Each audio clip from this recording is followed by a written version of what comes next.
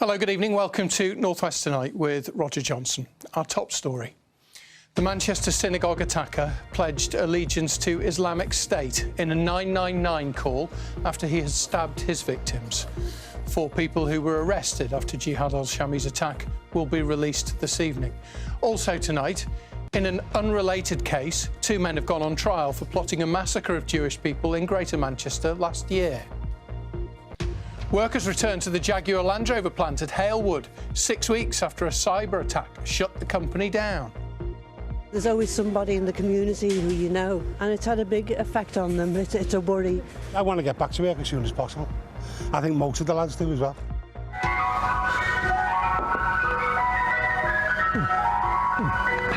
Do you want a flake in that, love?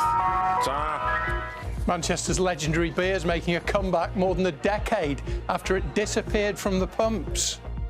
To be able to recreate the iconic beer was a wonderful challenge. I've got really fond memories of bodies.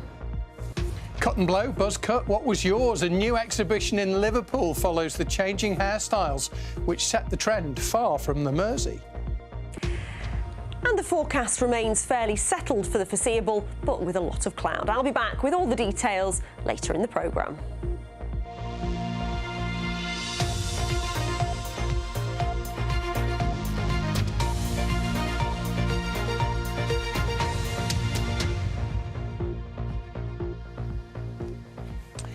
Greater Manchester Police said today that minutes after Jihad al-Shami began his attack on a Manchester synagogue last Thursday, he made a 999 call in which he claimed responsibility for the attack and pledged allegiance to the Islamic State. 2 men died, Adrian Dalby and Mervyn Kravitz, and 4 were seriously injured. In a further update in the last hour or so, police said that the 4 people still under arrest will be released without charge this evening, although the investigation will continue. Let's get the very latest from Phil McCann. He's outside the synagogue in Crumpsall for us this evening. So, Phil, just bring us up to date with the latest now. Well, Roger, we now know that the counter-terror police, who are based at Greater Manchester Police, who are investigating Jihad al-Shami, believe that he was motivated by extreme Islamist ideology when he drove a car at and then stabbed worshippers outside the synagogue behind me last Thursday. 2 of those worshippers we know died. One at his hands, one was shot by the police who had shot al-Shami. Part of that assessment about his motivations came from a 999 call that al-Shami made to the police himself during the attack, and that formed part of an update from Counter-Terrorism Policing North West this afternoon. Minutes after the first call was made to GMP, and as firearms officers were making their way to the scene, al-Shami called 999, claiming responsibility for the attack. He also pledged allegiance to Islamic State. The attack continued, but thanks to the bravery of security staff, worshippers and the fast action of police, the attacker was prevented from gaining access to the synagogue. Now, Mr Potts also insisted that al-Shami was not in fact known to counter-terror police. We have conducted assessments across our systems, and I can reiterate that al-Shami had never been referred to the PREVENT programme, nor was otherwise known to counter-terrorism policing. However, at this stage of the investigation, we are more confident that he was influenced by extreme Islamist ideology. Now, yesterday on North West Tonight, you may remember we heard from one of his neighbours who said that she did in fact report to the police her concerns about al-Shami becoming involved in extremist activity because of what she had observed about him and his activity at home. Now, part of the police assessment about his motivations, they say, may change. More motivations may be identified. In the last hour, Roger, we've learnt that all of the 6 people who have been arrested in connection with last Thursday's attack will by tonight have been released. The 3 injured people, the police say, are still in hospital in a serious condition. The congregation at the synagogue is together tonight, marking the festival of Sukkot. They are not in synagogue, they're in a temporary location, but the police very keen to reassure them, of course, that despite everybody who's been arrested being released, this investigation is not over. It's very much a live counter-terror investigation. Phil, thank you very much. Phil McCann there live for us outside the synagogue in Crumpsall. This next story is not connected with last week's synagogue attack, but two men have gone on trial today accused of plotting a massacre of Jewish people in Greater Manchester. The jury at Preston Crown Court heard that they stockpiled assault rifles and hundreds of rounds of ammunition and were planning to unleash untold harm on the Jewish community. Let's go live to Yunus Muller. He's at Preston Crown Court. And Yunus, the prosecution opened its case today. Tell us more. Roger, the three men on trial here accused of being sympathisers of the so-called Islamic State, and two of them are accused of plotting this attack, which the prosecution say would have caused mass fatalities. They're Walid Sadoui and Amma Hussein, who are alleged to have arranged for the purchase and delivery of firearms, conducted reconnaissance and made plans for the attack between December 2023 and May 2024. Now, a third man, Bilal Sadoui, faces an allegation he failed to disclose information about acts of terrorism. Now, referring to the two men, the prosecution's Harpreet Sandhu Casey said they plan to kill, they plan to cause mass fatalities. In particular, they plan to kill as many members of the Jewish community as they could, especially those in the northwest of England.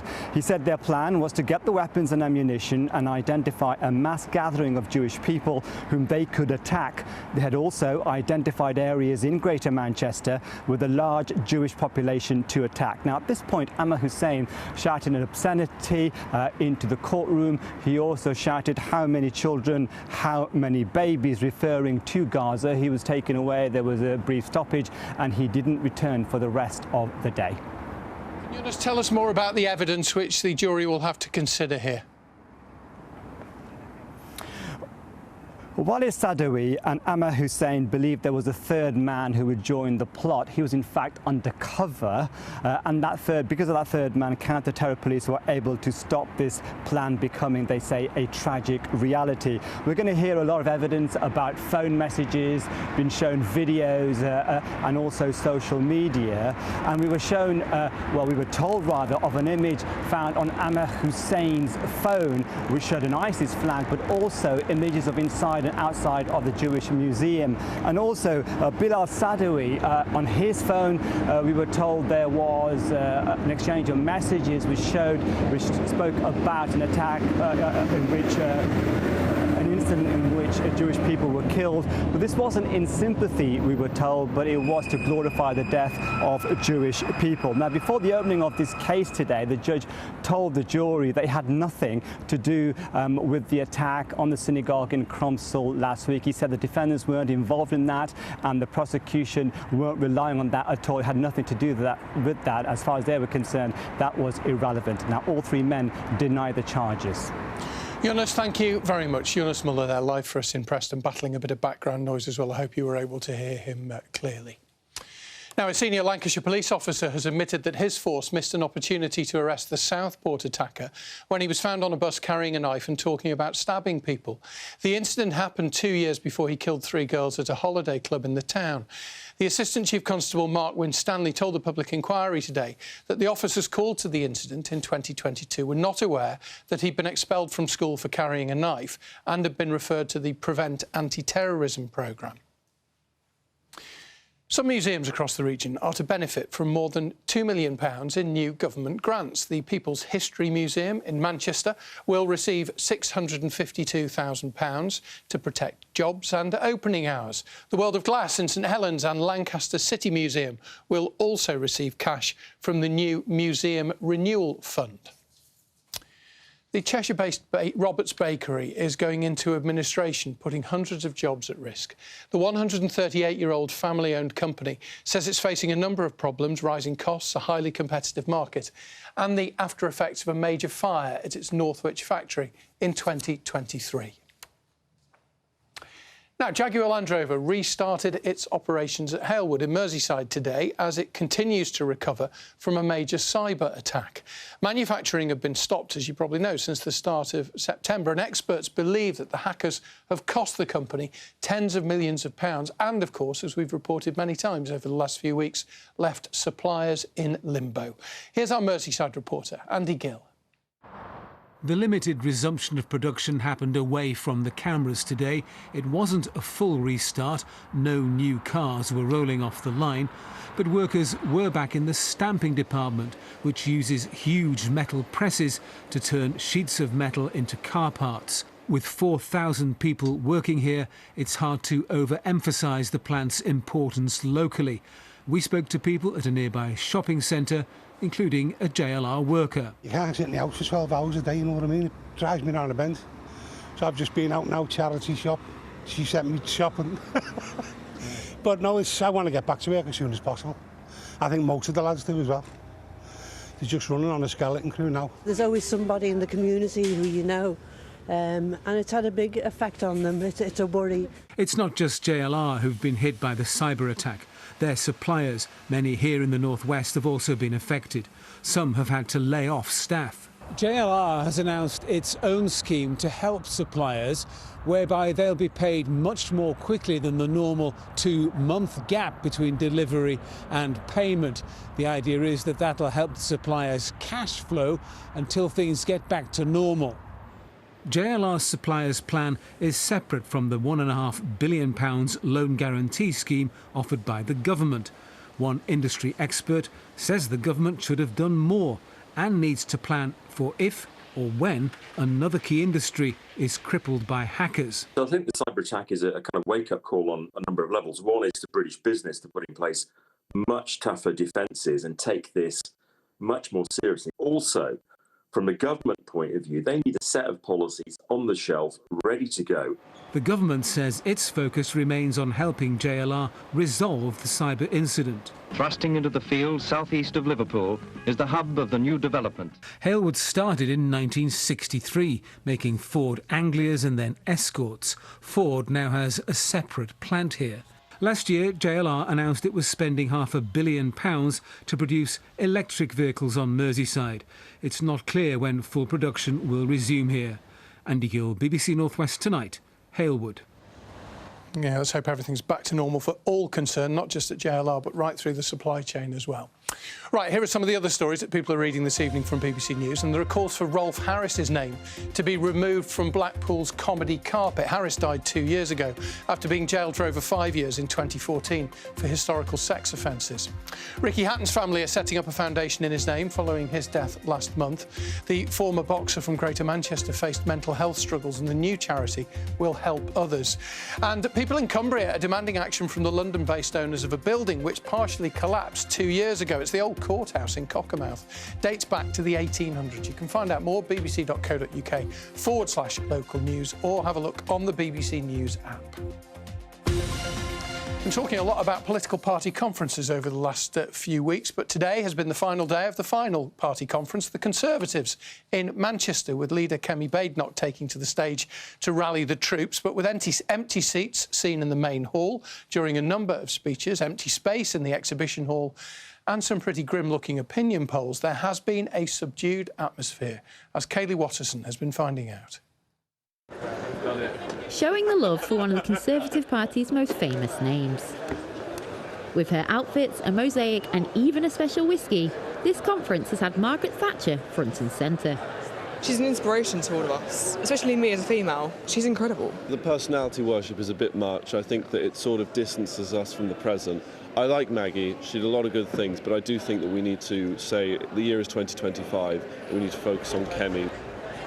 But it's been a quieter affair than in previous years. It was a full hall for the leader's speech, but none of the usual queues to get in, with instead a gradual stream of party members filing into the room. The Conservatives alternate between Manchester and Birmingham for their annual conference. So last time they were here in the city, they were the party in power. And this year's event, which is now all being packed up, is noticeably smaller. Fewer stands and fewer people here. But those that have come say it was important for them to be here. So the people who are here are the real Conservatives who believe in conservatism. It's really important that every young Conservative is there to sort of interact with the policy in person. What's the vibe been like? Serious but enthusiastic. Yeah. Some of the policies announced at this conference include cuts to welfare spending, the civil service and taxes. and some of those here have been pleased by what they heard. A lot of people leaving Manchester today with a renewed sense of confidence, because we know that the country faces big challenges, but also there are big opportunities. It's been really great. I think there's actually been, despite what sometimes the media like to portray, a really positive, energised atmosphere, and it's been a really great opportunity to hear some of the exciting new policies that Kemi Badenoch has discussed. With the party languishing in third in the opinion polls, can the speech from Kemi Badenoch drive the party forward?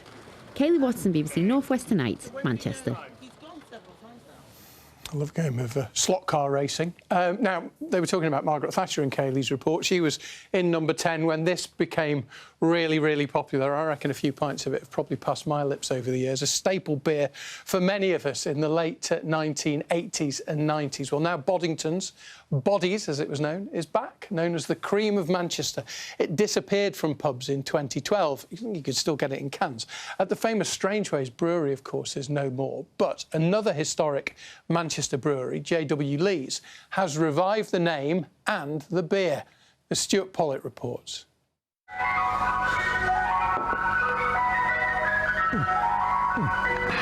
you want a flake in that, love? Like Oasis, Boddington's was a big part of 90s Manchester before going quiet. It had been brewed in Manchester since 1778, but when the famous Strangeways Brewery closed in 2005 and production moved out of the city, there was an outcry, with Coronation Street stars of the time getting involved. To take this away from Manchester, it'd be like taking part of us away that've grown up here with it. The car scale disappeared entirely in 2012, but now it's back, and back in Manchester, thanks to Michael and his team. I've got really fond memories of Bodies in its absolute heyday, and I remember exactly what it tasted like. So to be able to recreate the iconic beer was a wonderful challenge. 14,500 litres of hot water with 4.5 ton of malted barley. It's an old building with very modern equipment, which is lovely. It took a series of tests in these tanks to get the flavour just right. We could do a few tweaks with fermentation, temperatures, with the malt we're adding, with the hops we're adding, to make sure that we got that sort of true iconic Boddington's flavour. Boddington's dates back to 1778, so it's fitting that it's come back into Manchester to be brewed here on a site which has been doing this for almost 200 years. From an integrity perspective, you can't have Boddington's if it's not brewed in Manchester. People want to buy local, and we continue to bang the drum and say we're Manchester's oldest brewery.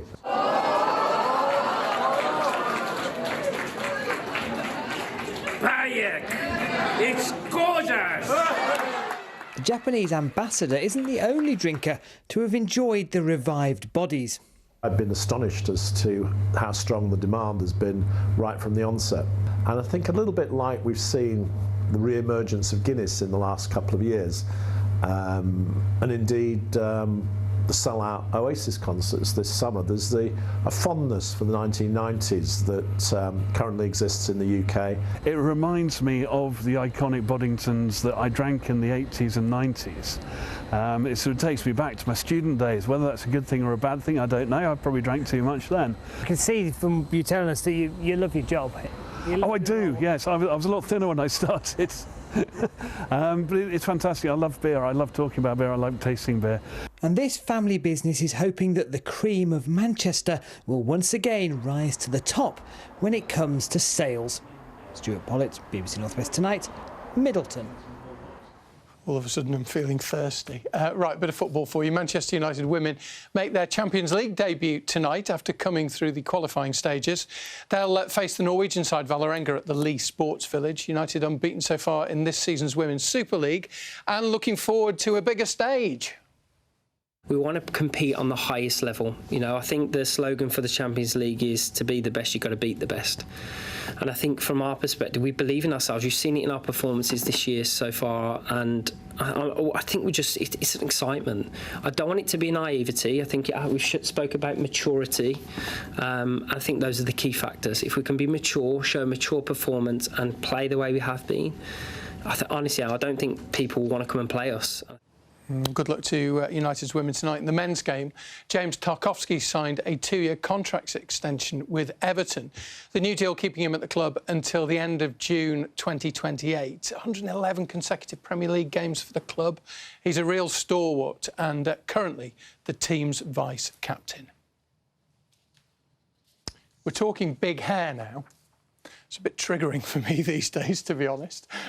And also, Al, who's a regular correspondent, says exactly the same. He sent me a message. But some iconic Barnets from down the ages are being celebrated in a new exhibition in Liverpool.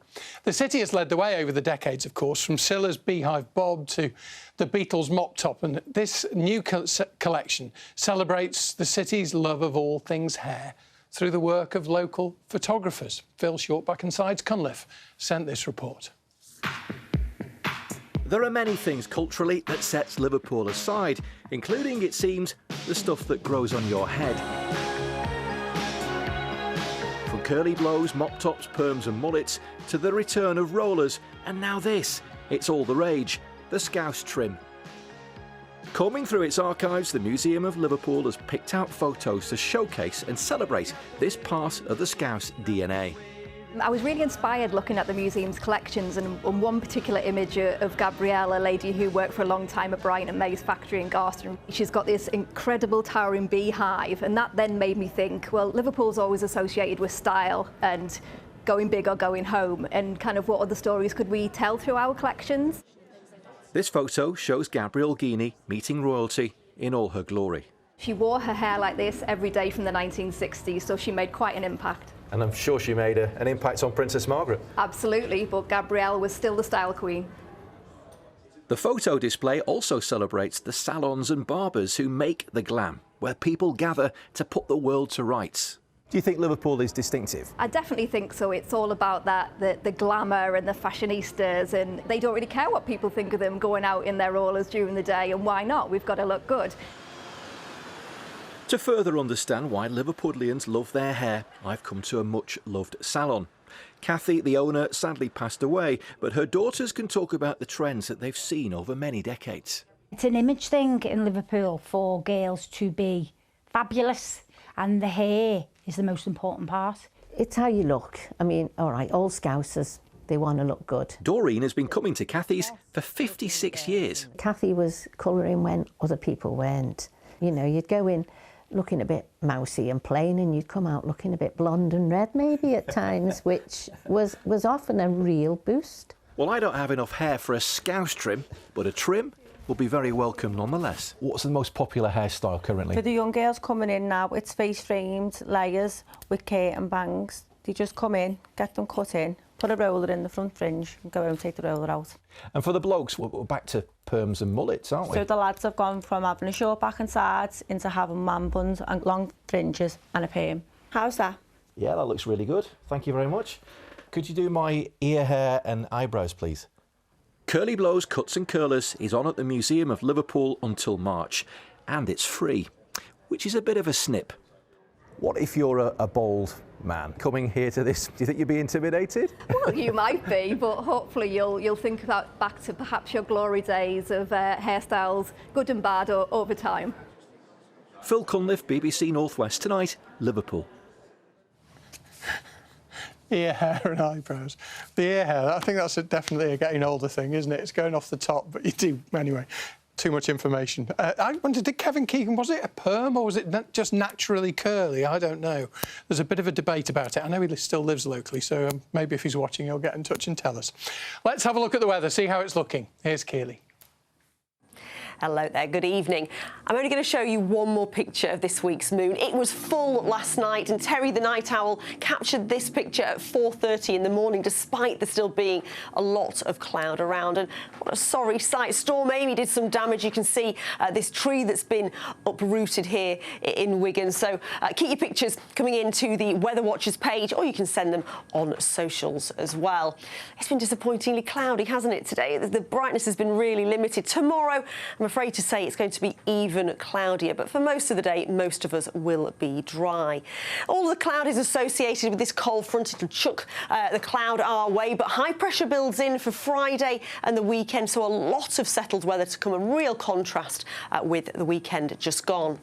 So through this evening and overnight, variable amounts of cloud. You can see some breaks in that cloud cover, but it'll tend to thicken up and increase from the north through the second half of the night. Where we keep the clear spells the longest, temperatures will be in single figures, 8 or 9 degrees. So tomorrow, often quite cloudy. That cloud thick enough perhaps for the odd spot or two of light rain or drizzle, particularly given any elevation. But for most of us, for most of the day, it does look dry. The breeze is going to pick up, so a freshening breeze. And temperatures like today will reach around 15 degrees. 16 on the Isle of Man is 61 Fahrenheit. So on Thursday, a lot of cloud around, but for Friday and Saturday, Sunday, high pressure right over the UK. So a lot of settled weather, still quite a lot of cloud for Friday, but I think for Saturday and Sunday, we should see a little bit more of that sunshine. Sunday morning, though, looks like there'll be quite a bit of patchy mist and fog. So just to recap, Friday, a lot of cloud in the forecast, something a little bit brighter for Saturday and for Sunday. But for Sunday, quite a bit of mist and fog to start the day, and then high pressure looks like it hangs on in there for most of next week as well. Thanks, Keely. nwt@bbc.co.uk is our email address. If you think you've got a really good story that we should be covering, we can take a look at it, send us an email. But from all the 6:30 team, as always, thank you for your company, thanks for watching, and have a great evening. Bye-bye.